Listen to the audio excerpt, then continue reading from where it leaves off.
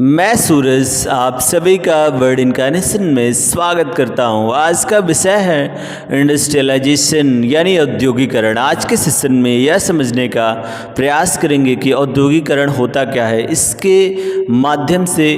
किस प्रकार से वस्तुओं का उत्पादन वृहद पैमाने पर होता है और औद्योगिकरण का हमारे वातावरण पर्यावरण पर क्या असर पड़ता है और इससे हम जो मनुष्य है या जीवित जो भी प्राणी है वे किस प्रकार से प्रत्यक्ष या अप्रत्यक्ष रूप से प्रभावित होते हैं। आज के सेशन में इन सब बिंदुओं पर चर्चा करेंगे। सबसे पहले बात करते हैं इंडस्ट्रियलाइजेशन यानी औद्योगिकरण। औद्योगिकरण को अगर परिभाषित किया जाए तो सामान्यतः वैसी प्रक्रिया को बोला जाता है जिसमें किसी भी वस्तु का उत्पादन कारखानों में और मशीनों के माध्यम से बड़े पैमाने पर किया जाता है, जिससे कि किसी राज्य विशेष या देश विशेष में उसका निर्यात किया जा सके। इस प्रकार की पूरी प्रक्रिया को ही हम लोग औद्योगिकरण बोलते हैं। इससे जुड़े हुए कुछ तथ्य हैं, जैसे कि प्रोडक्शन की बात किया तो औद्योगिकरण के माध्यम से किसी भी वस्तु का अगर उत्पादन होता है तो वह एक वैश्विक स्तर या राज्य स्तर या राष्ट्रीय स्तर पर होता है, यानी कि इसमें बृहद पैमाने पर वस्तुओं का उत्पादन होता है, यानी कि ज़्यादा मात्रा में सामान बनाए जाते हैं जिससे कि इसको ज़्यादा से ज़्यादा बाज़ारों में बेचा जा सके। अब बात करते हैं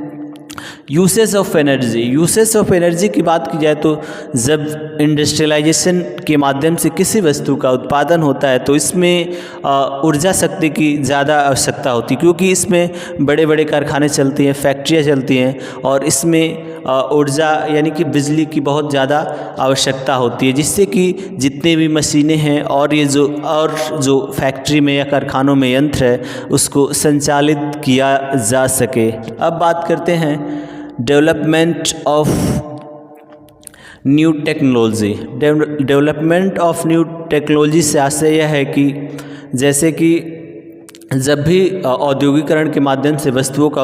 उत्पादन किया जाता है तो इसमें नई तकनीकों से युक्त मशीनों का उपयोग किया जाता है, जिससे कि जो उत्पादित वस्तु हो उसकी जो गुणवत्ता हो अच्छी हो और उसको जल्दी यानी कि कम समय में ज़्यादा से ज़्यादा वस्तुओं का उत्पादन किया जा सके। अब बात करते हैं एम्प्लॉयमेंट की बात की जाए तो सामान्यतः जब भी फैक्ट्रियाँ या जो कारखाने होते हैं इंडस्ट्रियलाइजेशन के माध्यम से लगाए जाते हैं तो इसमें बहुत सारे वर्कर्स, मजदूर, इंजीनियर्स काम करते हैं और जिससे वे लोग रोज़गार पाते हैं। अब बात करते हैं अर्बनाइजेशन से आशय यह है कि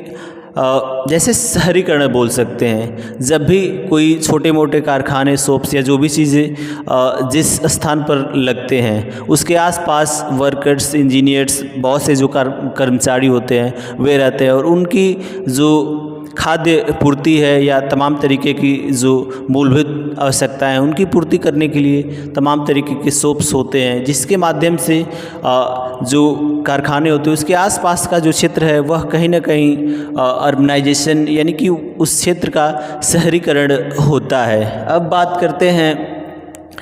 डिपेंडेंसी। अगर किसी भी देश में औद्योगिकरण का स्तर अच्छा हो यानी कि वहाँ ज़्यादा से ज़्यादा उद्योग हो, फैक्ट्रियाँ हो, कंपनियाँ हो, तो वह कहीं ना कहीं देश आत्मनिर्भर